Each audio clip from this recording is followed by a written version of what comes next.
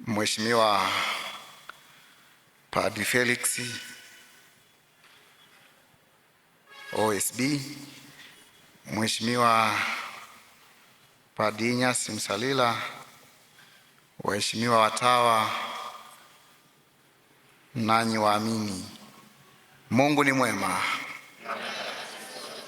nyakati zote.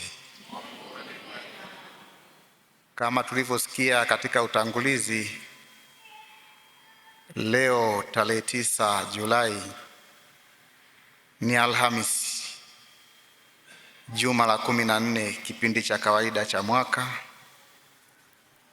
Ndani ya kanisa letu tunapata bahati.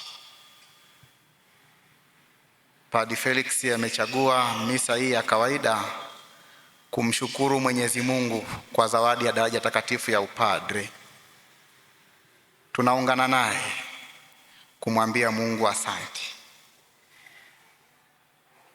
Naomba tutafakari mambo matatu juu ya upadri.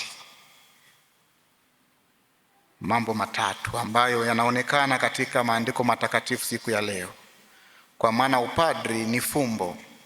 Upadri ni fumbo kubwa, lakini upadri ni zawadi.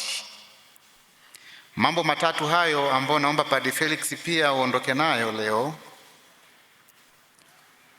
Upadri ni zawadi isiyolipwa. Jambo la pili, asili ya upadri ni upendo na huruma ya Mungu. Jambo la tatu, upadri unahitaji kuomba kuangaziwa uso wa Mungu. Ndugu wapendwa, katika Injili Yesu anawatuma mitume na kuambia jambo la msingi sana katika mengi. Anawaambia walichokipokea wamekipokea bure, hivyo na wao wanapaswa kutoa bure. Ndugu zangu, hii ndio asili ya kila wito wa upadri. Padri hakujiweka mwenyewe kwa akili zake, kwa uwezo wake, ama kwa kupenda kwake, ama kwa kuchagua kwake, bali padri amewekwa na Mwenyezi Mungu mwenyewe katika huduma. Padri ameandaliwa na Mwenyezi Mungu mwenyewe na amechaguliwa na Mungu mwenyewe alivyopenda. Lakini Mwenyezi Mungu anamchagua huyu mtu kumweka kuwa padri kwa hudumia watu. Anamjalia uwezo mkubwa wa ajabu ambao sio uwezo wake huyu padri, ni uwezo wa Mungu na kuwa ndani yake. Mtakatifu Yohane Chrysostom katika kitabu chake maarufu juu ya upadre amesisitiza sana kwamba heshima ya padri ni kubwa kiasi kwamba hata malaika hawakupewa mamlaka hayo. Mamlaka ya kuadhimisha mafumbo matakatifu, mamlaka ya kusamehe dhambi kwa jina la Mungu mwenyewe. Ndugu zangu, padri amewekewa kitu cha pekee ndani yake. Neema ya pekee iko ndani ya padri. Padri amepewa uwezo na mamlaka makubwa sana. Baba Padri Felix, daima usisahau hilo. Mamlaka yaliyopo ndani yako ni makubwa kuliko hata ya malaika. Jambo la msingi, usisahau neno la Yesu mwenyewe. Umepewa bure mamlaka hayo, nawe daima utoe bure. Jambo la pili ambalo tunaweza tukaondoka nalo leo, Baba Felix, asili ya upadri ni upendo na huruma ya Mungu. Upadri tunapewa sio kwa mastahili yetu, ni Mungu mwenyewe. Mtakatifu Yohane Maria Vianney ambaye ni msimamizi na mwombezi wa mapadri wote, yeye alisema padri ni upendo wa moyo mtakatifu wa Yesu. Na hata katika somo la kwanza leo tunaangalia asili ya huruma na upendo wa Mungu mwenyewe ambaye hamchoki mwanadamu, hamchoki mwanadamu muovu, hawachoki taifa la Israeli ambao mara zote wanarudi dhambini, hawachoki.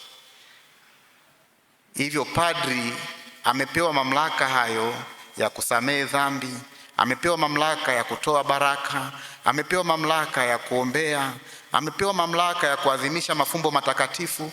Hivyo padri lazima daima aonyeshe upendo, aonyeshe huruma hiyo ya moyo mtakatifu wa Yesu, huruma ya Mungu mwenyewe. Hamna kuchoka kuhurumia.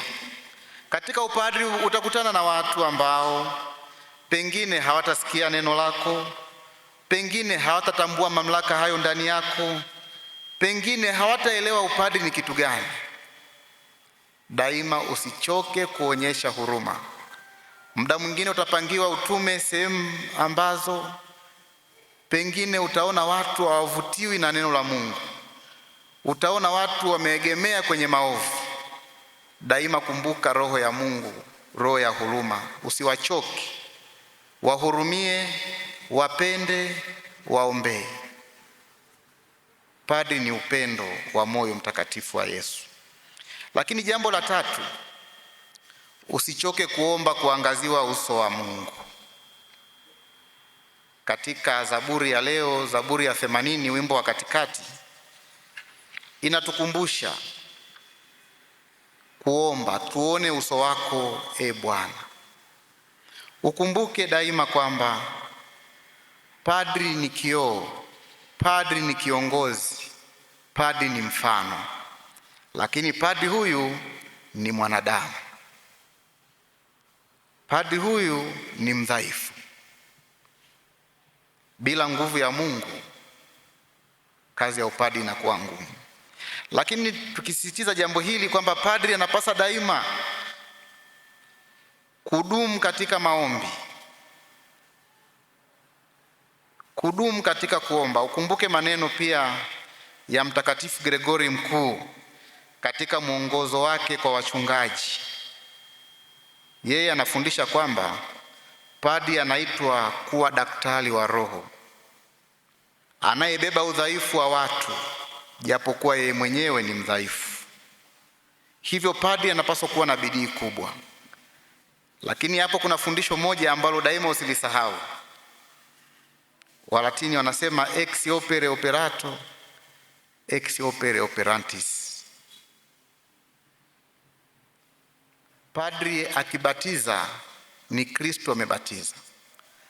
Na fumbo hili, na ni bahati ya pekee kwa mapadri, kwamba padri hata akiwa na dhambi ya mauti, akiondolea mtu dhambi, Kristo amemwondolea mtu dhambi.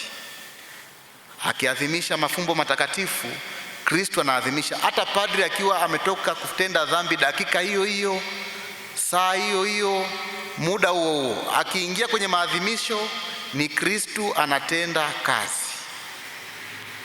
Ndio maana ya ex opere operato. Lakini sehemu ya pili, ex opere operantis.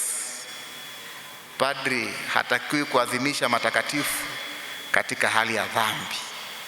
Hivyo lazima padri huyu ajiandae mara kwa mara, ili yale anayoyaadhimisha yawasaidie watu waliojiandaa, yamsaidie na yeye mwenyewe akiwa amejiandaa. Ndugu zangu, leo tunaungana na Padri Felix katika sherehe hii ya kumshukuru Mwenyezi Mungu kwa zawadi ya upadri. Sherehe hii sio ya kwake peke yake. Sherehe hii sio ya familia yake. Sherehe hii sio ya parokia yake. Sherehe hii ya upadri sio ya shirika lake tu la Abasia ya Mvimwa, hapana. Ni sherehe ya ulimwengu, ni sherehe ya jamii yote, na hivyo tuna kila sababu ya kushiriki na kutoa shukrani. Na nikwambie tu Baba Padri Felix, mara nyingi hata familia zetu hazijui, na sisi wenyewe huwa hatujui vizuri. Wewe umekuwa padri, sio padri wa familia. Umekuwa padri, sio padri wa abasia. Wewe ni padri wa watu wote. Wewe ni padri wa watu wote. Hivyo nashukuru kuna wanafamilia humu ndani, mkumbuke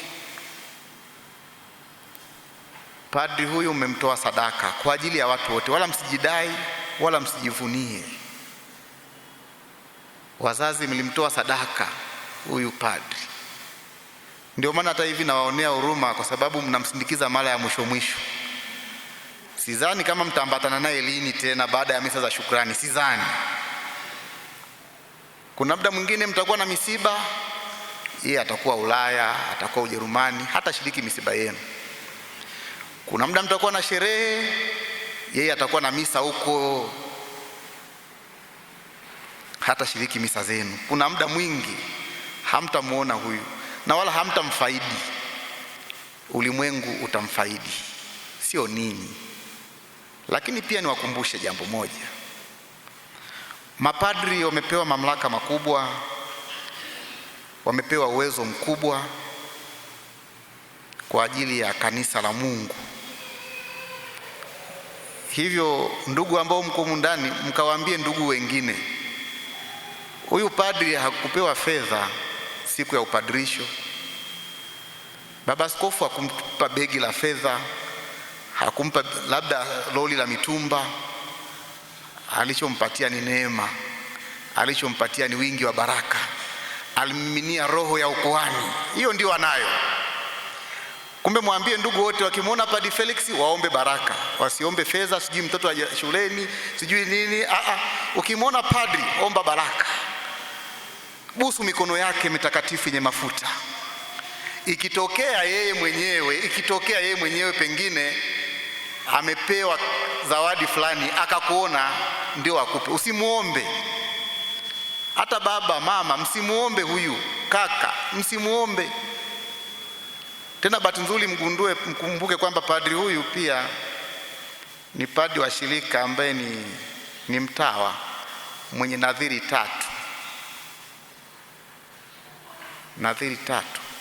Katika nadhiri 3, nadhiri mojawapo ni ufukara. Pengine hamjamuona vizuri. Baba padri, simama hapa wakuone vizuri.